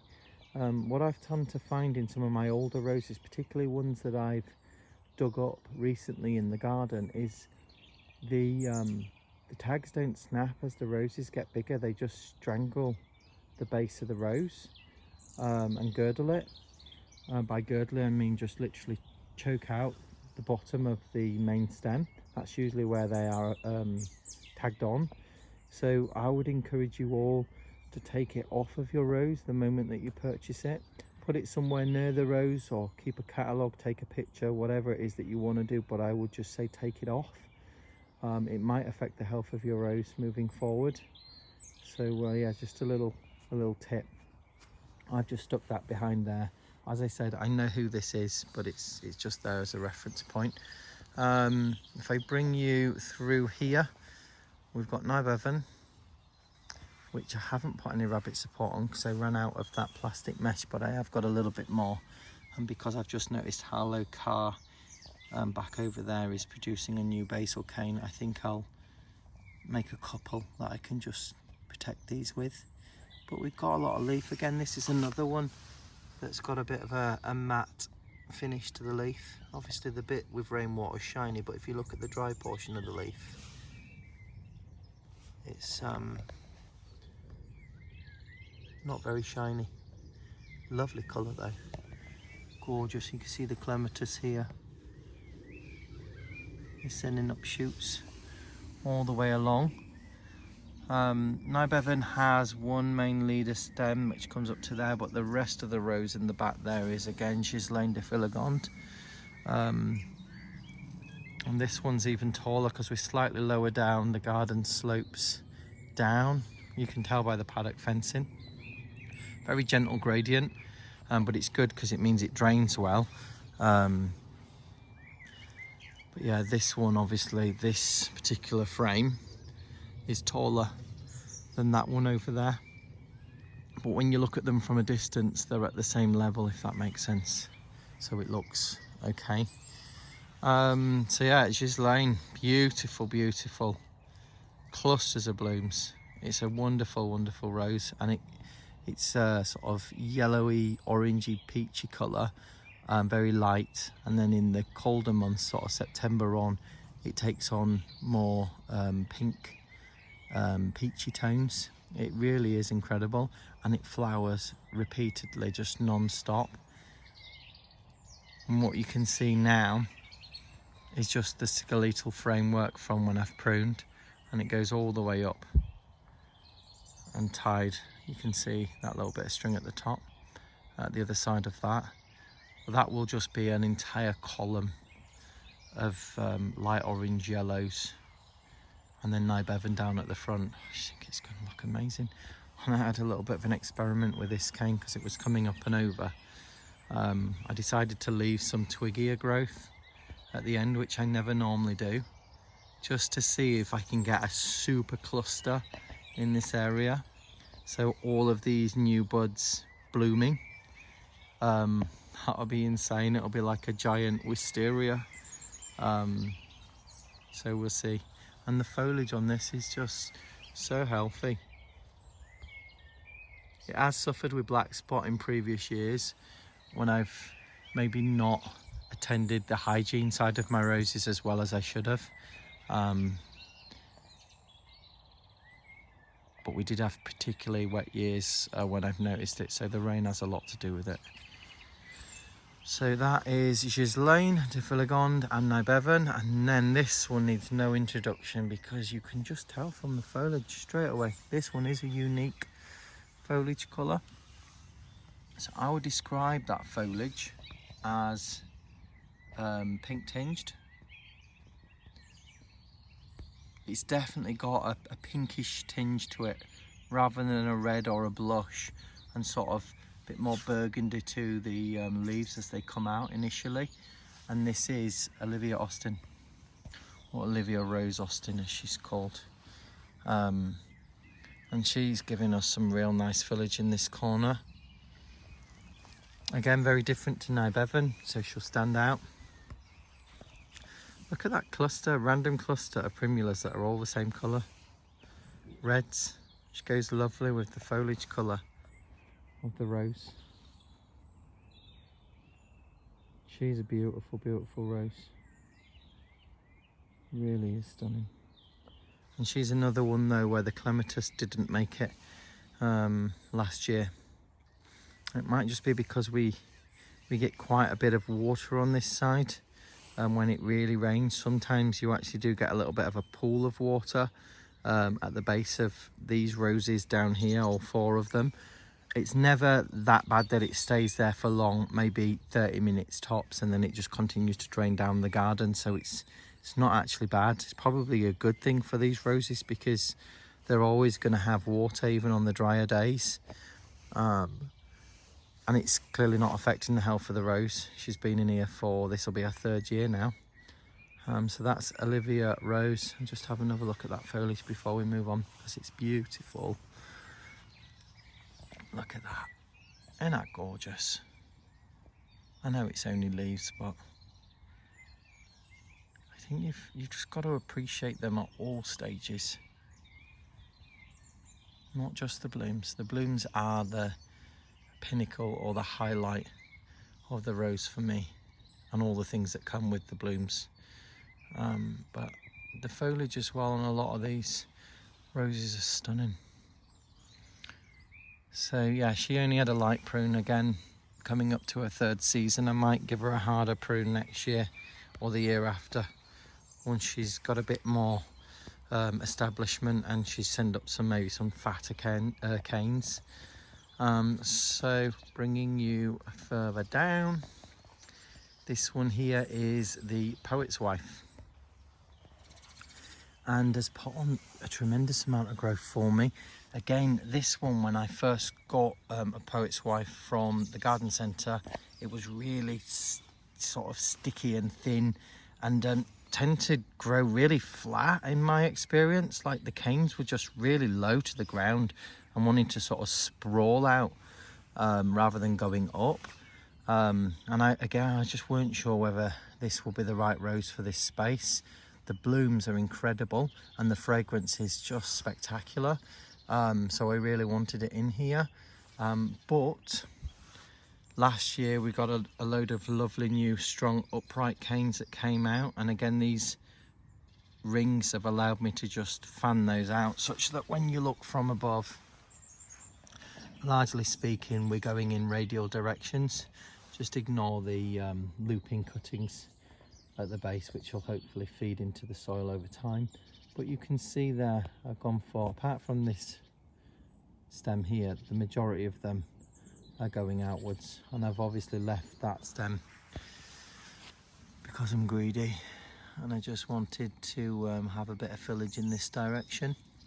And this is nice foliage, quite dark green, semi-gloss, lovely. She's very, very thorny though. Small thorns, but bloody hell do they bite. And there's so many of them, quite a high concentration on the stems, that if, let's just say for example, you saw something in the middle, you're like, oh, I need to pick that out and put your hand in, I guarantee you she'll bite you. I've made that mistake, even when I think I'm being careful.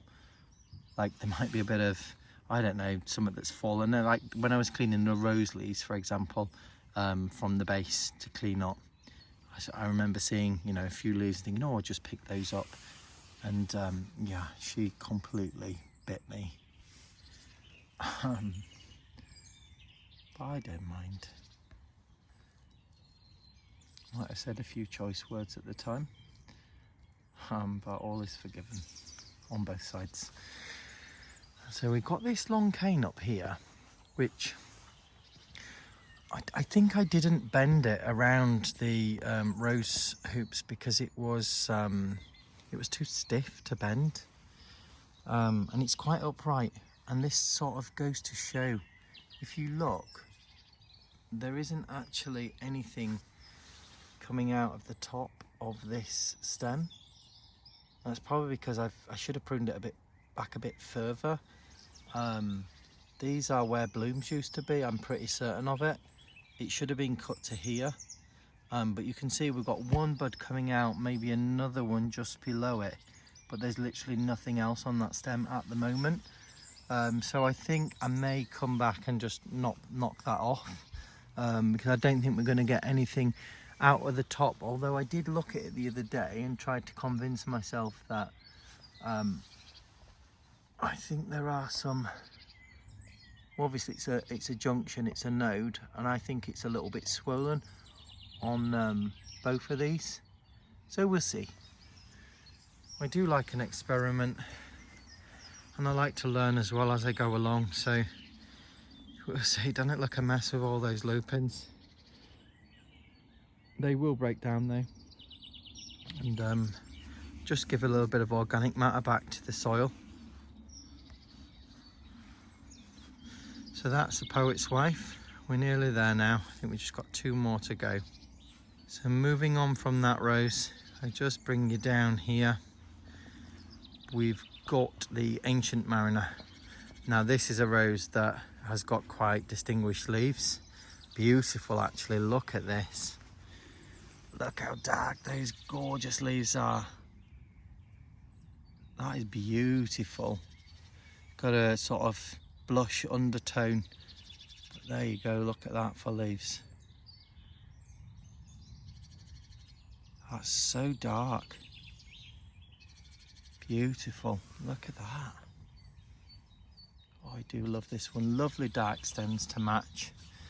All of the foliage when it comes out is just this lovely, real dark bronzed, almost, I'd say that's purple actually.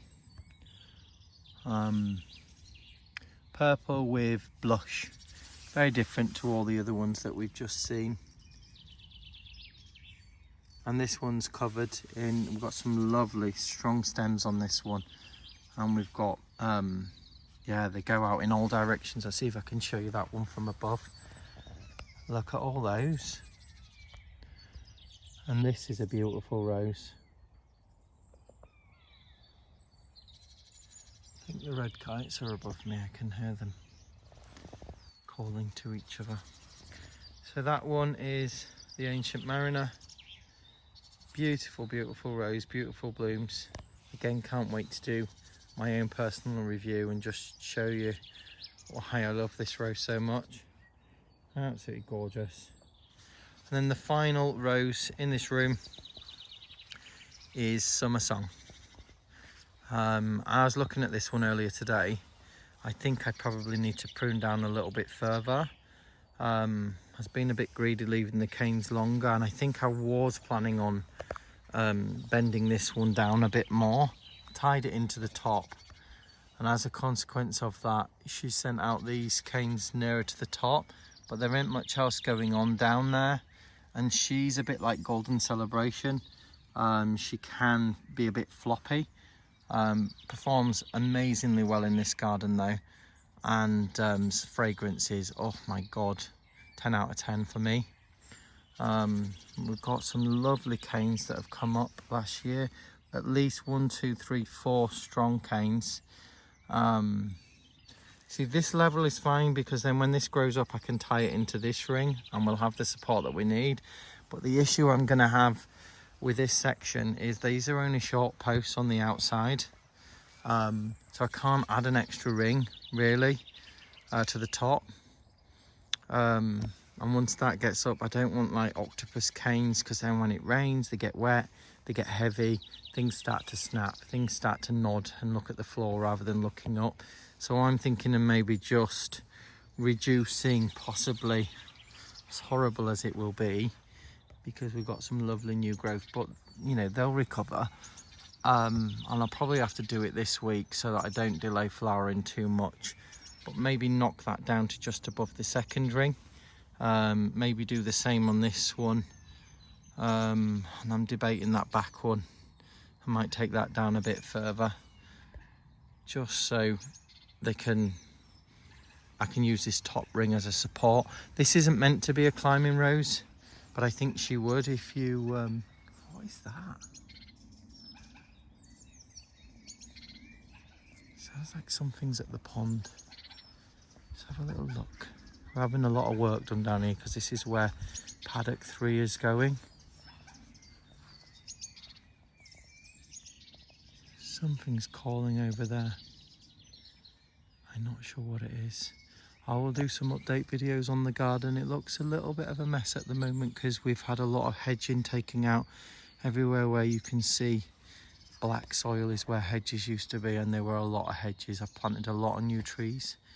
You can see we've got a blossom that's just come out there, which is wonderful, and we've got another blossom tree just there that's coming out. A pair of doves over there. That's my rambling rector in the distance. It's about 30 foot high. I've done Instagram videos on that before. Anyway, that's not what this video is about. Let's go back into the rose room. I'll save that for another day. We can show you all of that. So back to the start. Hope you enjoyed the video. If you've managed to stay along for the whole duration, I'll do individual rose reviews on all of these this year. So if there's anything that you've seen that you're particularly interested in or thinking of buying, I'd encourage you to you know, subscribe to the channel so you don't miss my update videos, and just wait until a bit later in the year when I do the updates. The alpacas will be here by then, so I'll be able to introduce you to all of those. I'm doing some more videos this week over in the kitchen garden, which is in that direction. As I said, I've got a lot of my roses that I propagated myself. I think I'm due an update video on those. They were all done in June of 2023, and they're doing amazingly well in an old fruit cage which I've got over there. I've also got all of the mature roses that were taken out of that part of the garden. So this is paddock 2, we've got paddock 1 at the very top of the garden, and there were a load of mature retired varieties up there. So I've got all of those pruned and in pots over there, and I wanted to do a video on those because they've just really taken well to that prune. And you know, if there's anybody out there who's got some old roses in their garden and perhaps they're moving house, they're a bit worried about digging them up, really want to take them with them but worried that they might not survive, hopefully the update video that I do in the next week or so will show you they're very forgiving, and actually very rewarding. You rejuvenate the rose and suddenly it goes bonkers with new growth. So yeah, I'll do that video soon. Remember, give the video a thumbs up. It does help to put the videos out there on YouTube so people can discover them and hopefully then discover the channel and tag along for the ride. Thanks again for watching. I'll join you in the next video. Take care. Bye bye.